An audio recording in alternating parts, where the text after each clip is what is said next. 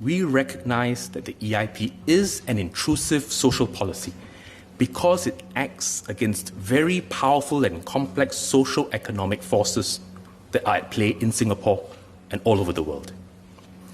And in its application on the ground, the EIP does have its rough edges and may cause difficulties for some owners looking to sell their flats.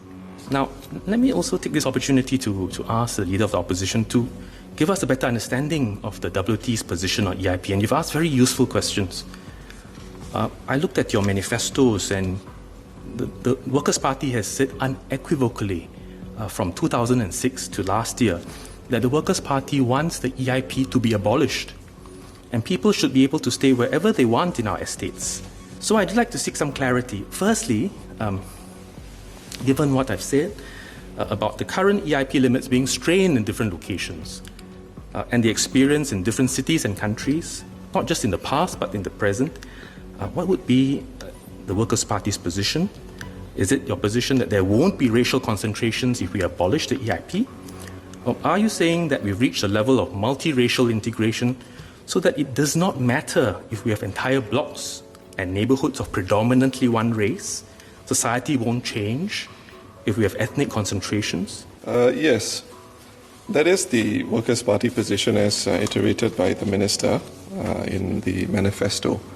It really is undergirded by the frustration that we sense from ethnic minorities who cannot sell their flats.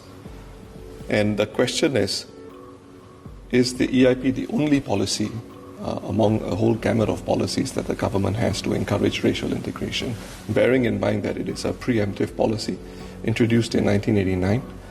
So the position is this: the current policy as it stands has a larger impact on minorities, penalizing them in the pocket when they have to sell their flat. By minorities, I mean not just racial minorities, those who are affected by it, including Chinese, Malays, Indians. And this may perversely interact with the stated objective of the policy of racial harmony, thereby breeding resentment amongst those who are affected by the policy. And for that reason, the EIP as it stands needs to be reviewed. And we must always keep in focus the prospect of endeavoring towards a race-neutral society where race-based policies like the EIP are no longer needed. And in its current form, as I suggested, the EIP quotas should either be further loosened to ameliorate the prospects of further economic loss for sellers, with HDB committed to buying back the affected flat at the valuation price, or a larger geographical area representing the anchor for the EIP rather than the precinct and block quotas. It is not a preemptive policy in 1989. It was a policy that was put in place because of the lessons learned from the 60s, paid for with blood, sweat and tears. A real pain in families grieving for lost loved ones, and a country newly formed, racked by racial riots and disharmony, distrust. And the efforts of HDB not just to build homes for people who lived in slums or villages that flooded or were easily burned, but also ensuring that we learn those lessons. Remember, I'm not sure whether he's addressed my question, but because of the impact on minorities, which you've said we address through appeals as well as through continuous smoothing of the rough edges, does he still take the position that we want to abolish the EIP for that reason? I think the point really again is the philosophy that we want to aim towards a race-neutral society. And we continue working towards this assiduously and keeping in mind that you don't want the policy to become a barrier to that vision, to that journey to become a race-neutral society. That's why we took the position that we had. I just want to know, today, is the WP saying we should remove the EIP? If you are saying that we should do that, say so. On the other hand, if you're saying that, keep the EIP, but let us improve it and ameliorate the impact on minorities, say so. We still aim to remove it, but until we get there, we have to, as Minister said, even out the rough edges as much as possible. And at some point, I hope in my generation, within our generation, we reach that place where we are race neutral. Doesn't mean that races don't, sometimes things don't bubble over, but there are more important things that remind us that we're Singaporean and we ought to look beyond our skin color.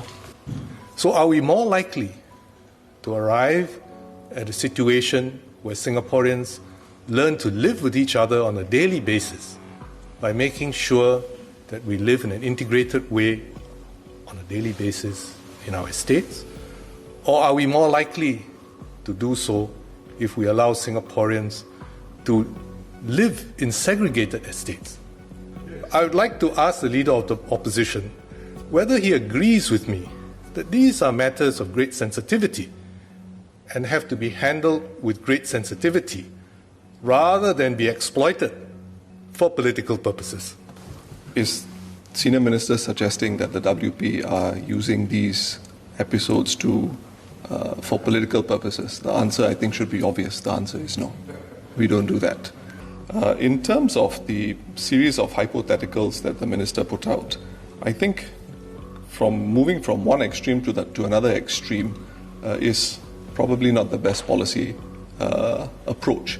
Hence the earlier exchange we had about evolving the EIP to suit the needs of this current generation. But I hope it doesn't undermine or take away the point that philosophically, where does the WP want Singapore to go? And I don't think the PAP is very far away from this, that we all are trying to move towards a race-neutral society. And we may have different approaches of going at it. We, of course, have the harder job of trying to second-guess what is reasonable in the way we move there, because we don't have the information and the broad sweep of facts that the government has.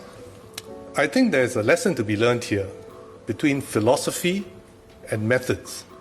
The philosophy we can agree on, but how do we get there? Those are methods.